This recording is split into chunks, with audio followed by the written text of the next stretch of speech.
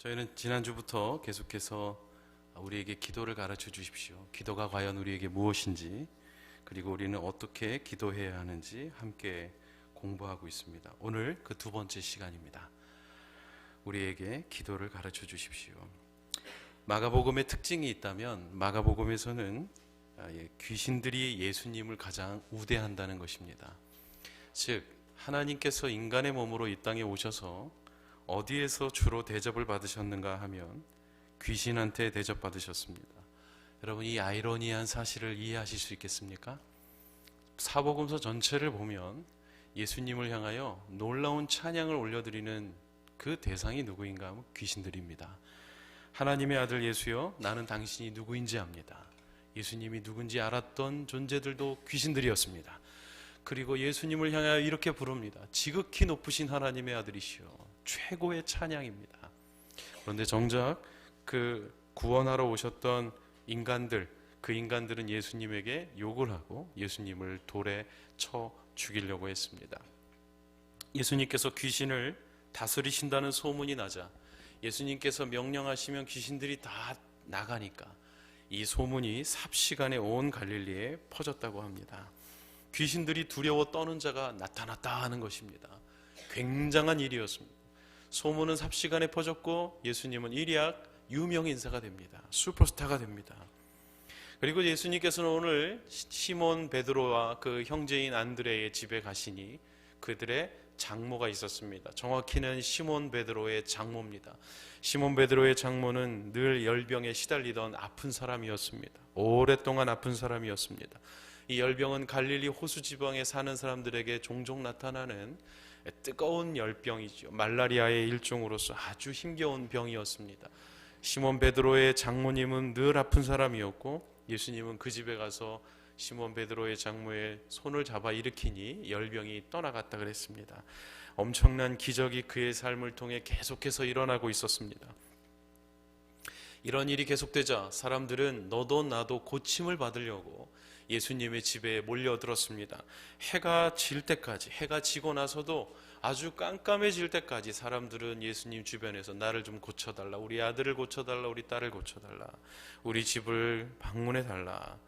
아픈 사람들, 귀신 들린 사람들이 전부 다 예수님 앞에 모여든 것입니다. 예수님은 이 모든 사람들을 고쳐주셨고 모든 귀신을 다 쫓아내 주셨다라고 마가가 기록합니다. 여러분, 이 말이 무슨 말이냐면 예수님은 너무 바쁜 분이었다는 겁니다. 너무 바빠서 어떤 성경에서는 그분이 밥 먹을 시간도 없었다.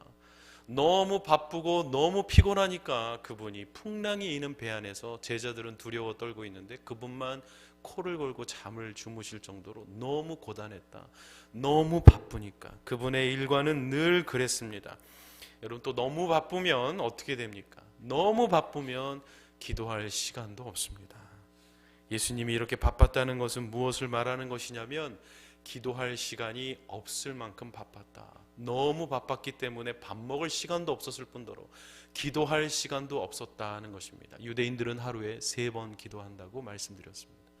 그리고 시간이 되면 시장 어귀가 되어도 기도해야만 하니까 거기서 기도하는 사람들이 있었다 그랬죠.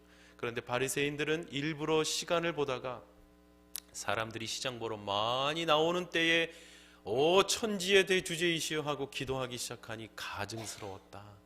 그건 가식의 기도다. 하지 말아라 하셨던 게 바로 지난주의 말씀이었습니다.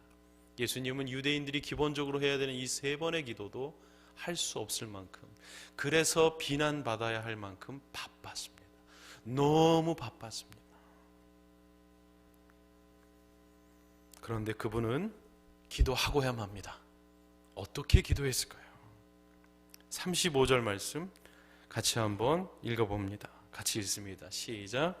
매우 이른 새벽 아직 어둑어둑할 때 예수께서 일어나 외딴 곳으로 가셔서 기도하셨습니다.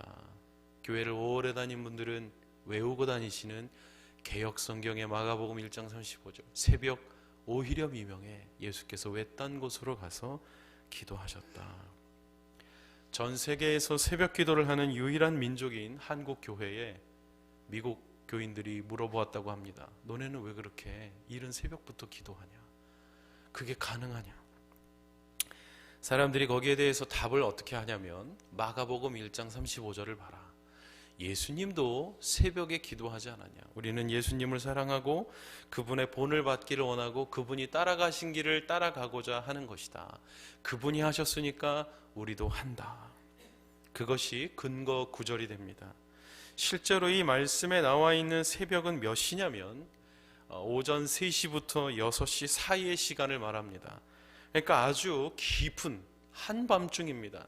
사람이 이 시간에 잠을 자야만 모든 피곤이 풀리고 그때 숙면을 취해야만 그래도 잠을 잤다, 쉬었다는 게 가능한 시간대가 바로 이 시간대입니다. 이 시간에는 자야 됩니다. 그런데 성경에는 새벽 오히려 미명이라 그랬으니 오전 3시부터 6시 사이에서도 한 중간인 오전 4시쯤에 기도하신 게 아닌가 하는 겁니다.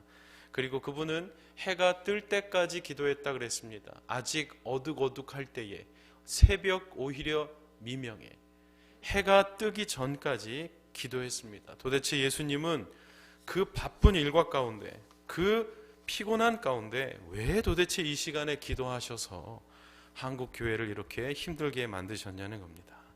왜 새벽 기도를 만들어 주셨냐는 겁니다. 왜 그러셨을까요? 그분은 너무 바빴습니다. 바쁜 사람은 바쁜 채로 자신의 몸과 마음을 내버려 둡니다. 그것으로 내가 살아있다고 느낍니다. 정신없이 다니면서 수화기를 2개씩 들고 차를 연거푸 운전하고 다니며 밥 먹을 겨를도 없이 계속 무언가를 비즈니스 대화를 하고 너무 바쁘게 삽니다. 그리고 그걸 누가 알아주기를 원합니다. 실제로 일을 하지 않는 사람들은 편안한 것 같지만 괴롭습니다. 사람은 일을 해야 합니다. 일을 해야만 내가 살아있다고 느낍니다. 그러나 일 자체가 나의 생명을 유지시켜주는 것은 아닙니다. 목회자도 마찬가지입니다. 많은 사람들이 물어봅니다. 목사님은 좋겠다고 맨날 교회에 있어서 제가 그러냐고 물어보고 싶은 때가 많습니다. 오히려 늘 그 안에 있지만 목회자들이 목마를 때가 많습니다. 목사님들은 스트레스를 풀 때가 많지 않습니다. 술 한잔 할 수 없고 어디 다른 집에 가서 다른 여자를 껴안을 수도 없습니다. 그렇게 해서도 안 됩니다. 그래서 병 걸립니다. 간이 썩고 신경마비가 오고 합니다. 고작 하는 게 월요일 아침에 아무도 안 가는 극장에 가서 영화 보는 겁니다. 한 번은 저희 양재 교육자들이 특별 새벽 기도 기간 중에 한옥 목사님과 함께 우르르 영화를 보러 갔습니다. 그런데 새벽 기도 기간 중이니까 너무 피곤한 겁니다, 다들. 그리고 우리가 그냥 또 들어가서 아무도 없으니까 그냥 제일 잘 보이는데 쭉 앉았습니다. 그런데 마침 그 자리, 가운데 자리를 예약한 자매 2명이, 교회 다니는지 모르겠지만 자매 2분이 들어오신 겁니다. 그랬더니 저희를 딱 보고 목사들 아니야? 이렇게 이야기합니다. 어떻게 알았지? 보니까 다 똑같이 옷을 입고 있습니다. 시커먼 양복에 시커먼 바바리를 입고 앉아 있습니다. 몇 명이 자리를 비켜서 그 자매님 2분과 어색하게 그 핸드볼로 이렇게 세계를 떠들썩했던 실화를 다룬 영화를 보고 있었습니다. 우리 행복한 순간인가요? 뭐 그런 거 있었습니다. 그런데 우리 목사님 중에 한 분이 코를 골며 주무시는 겁니다. 그러다가 영화에서 그 여주인공이 영화 배우 문소리 씨였는데요. 야! 이렇게 소리 지르는 장면이 있습니다. 그 목사님이 벌떡 일어나서 네! 그러면서 깼던 적이 있었습니다. 너무 바쁘고 늘 그 안에 있으니까 어딘가에 좀 풀고 싶은데 그러지 못하는 겁니다. 그래서 오히려 목마른 게 더 많습니다. 예수님도 마찬가지였습니다. 그분은 하나님의 아들이었고 또 하나님이셨죠. 기도할 필요가 없는 유일한 인간이었습니다. 그런데 그분은 기도합니다. 너무 바빴기 때문에 기도할 시간을 찾지 못합니다. 성경은 사람이 독처하는 것이 좋지 못하다, 홀로 있는 것이 좋지 못하다 하셨지만 때로는 홀로 있는 시간이 너무 필요합니다. 예수님은 하나님과의 만남이 너무 그리웠습니다. 요한복음 17장 5절에 그분은 이렇게 고백합니다. 아버지여, 창세전에 내가 아버지와 함께 누렸던 그 영광으로 아버지와 나를 영광스럽게 해주십시오. 이게 도대체 무슨 말인가?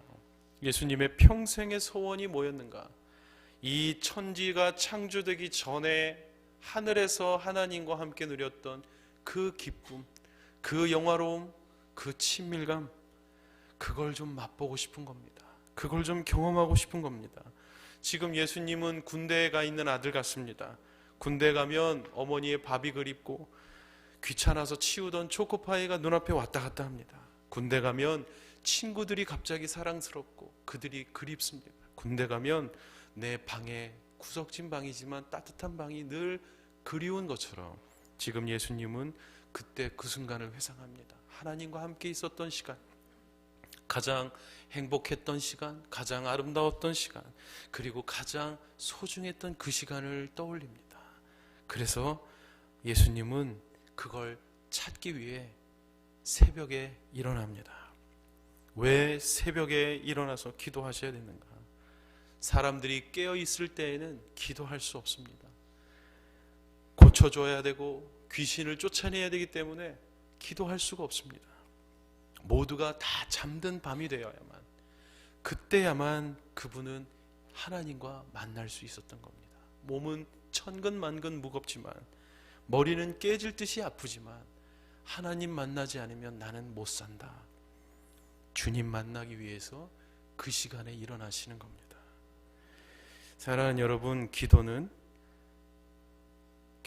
언제 하는 것입니까? 기도는 방해받지 않는 시간에 하는 겁니다. 예수님에게는 그 시간 외에는 방해받는 시간, 그 시간 외에는 방해받지 않는 시간이 없었습니다.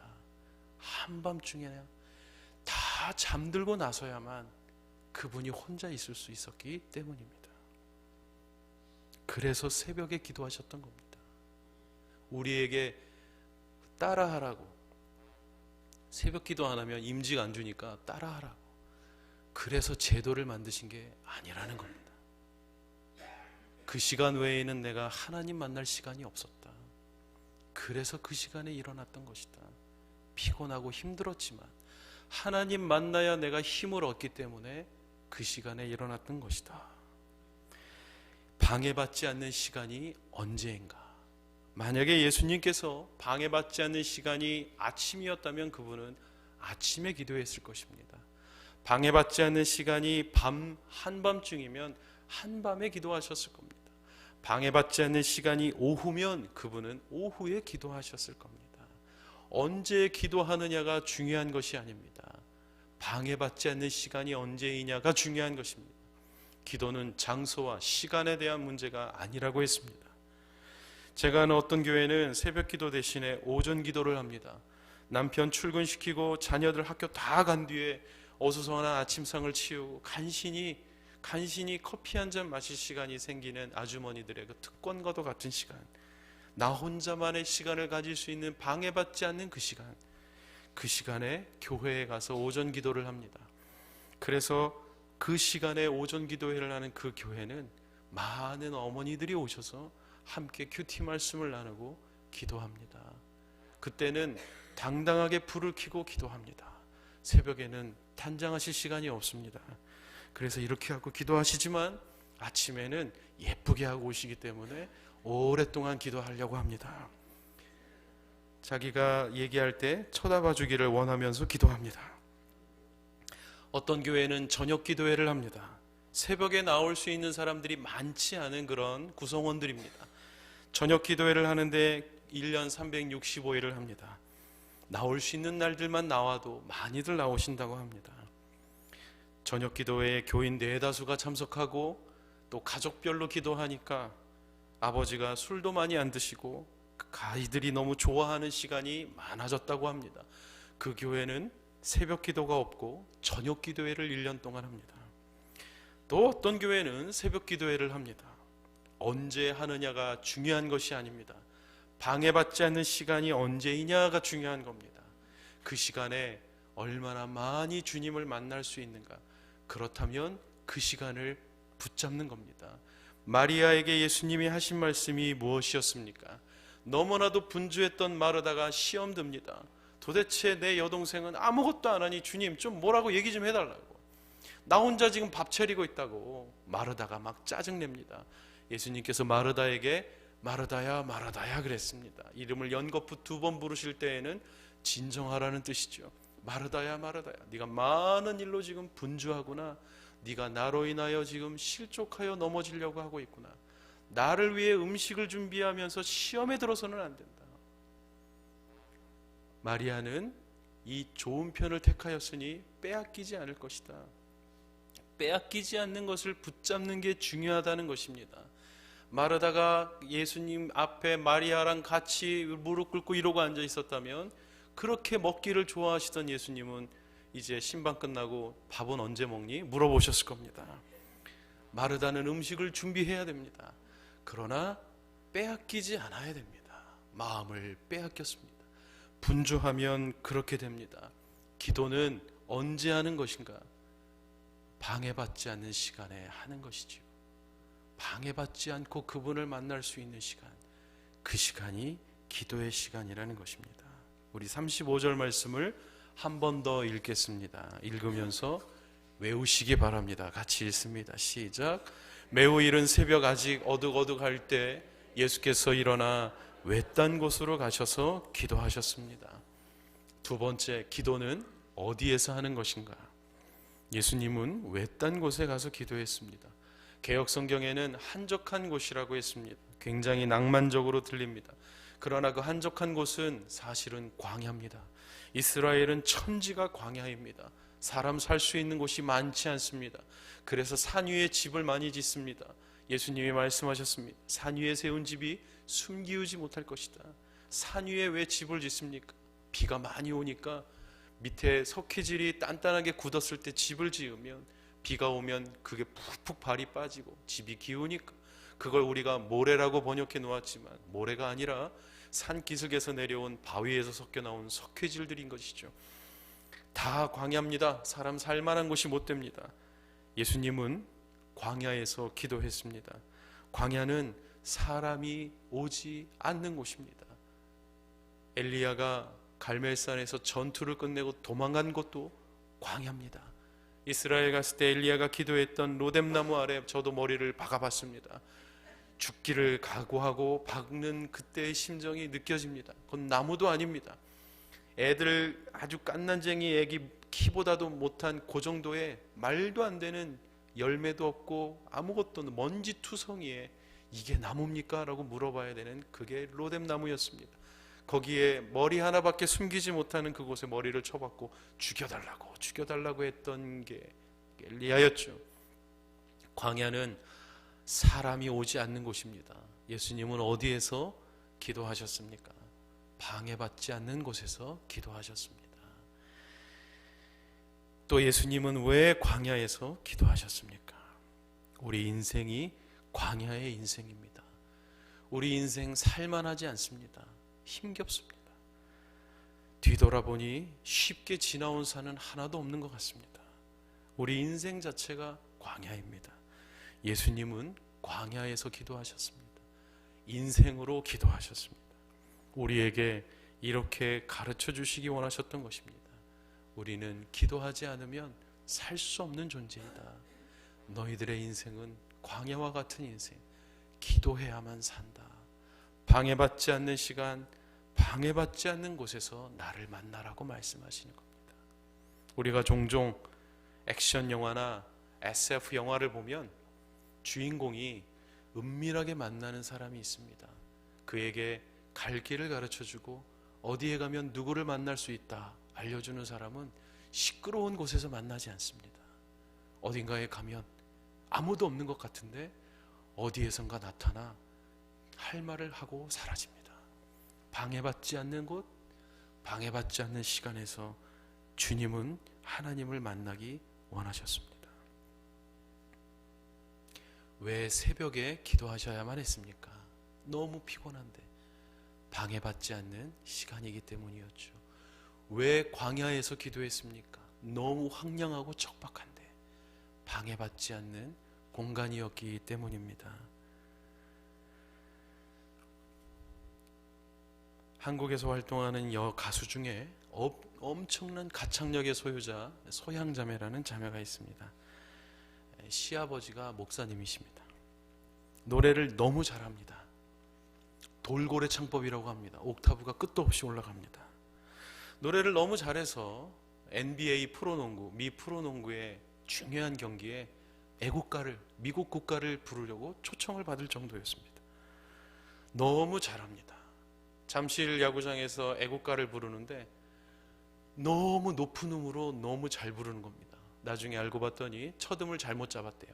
첫음을 너무 높게 잡았는데 다시 부를 수가 없어서 그냥 불렀는데 엄청나게 부른 겁니다. 잠실 운동장이 떠나갈 정도로. 이 자매가 너무 바쁩니다.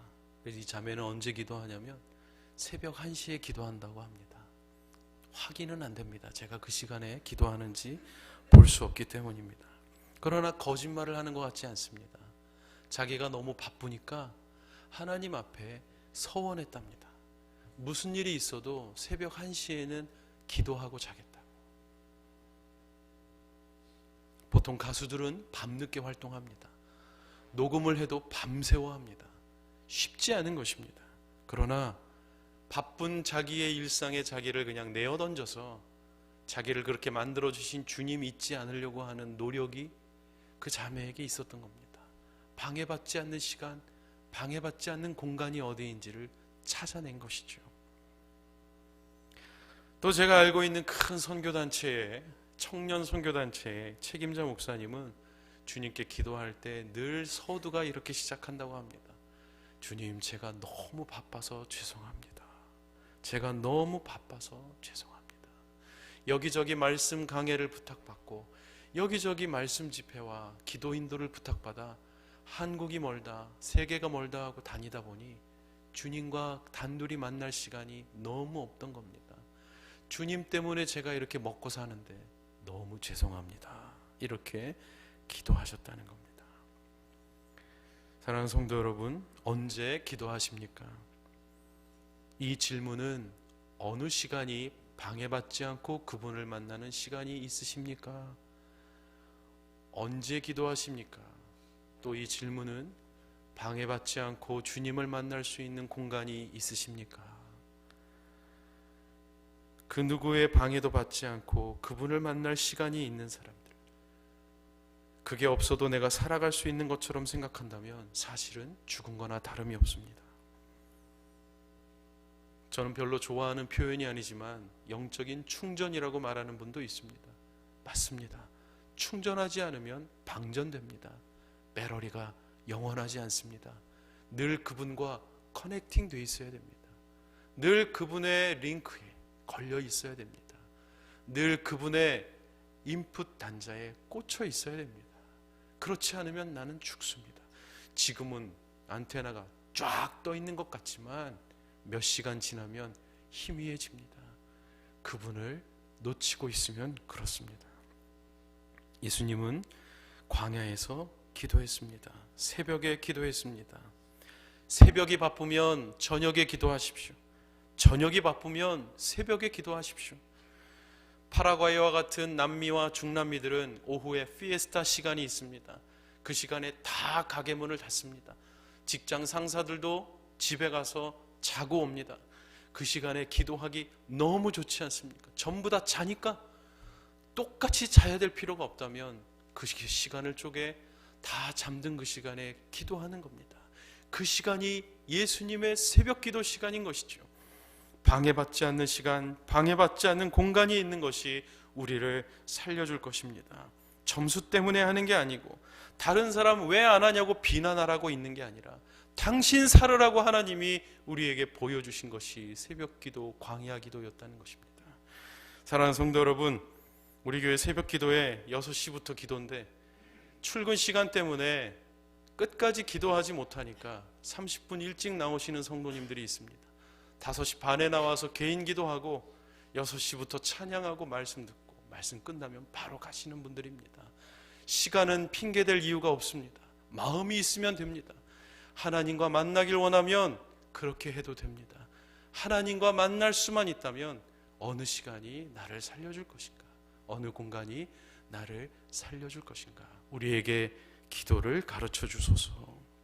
우리에게 기도할 수 있는 시간과 기도할 수 있는 공간, 방해받지 않는 시간, 방해받지 않는 공간을 허락해 주소서. 주님을 만나게 해 주십시오. 같이 한번 기도하겠습니다.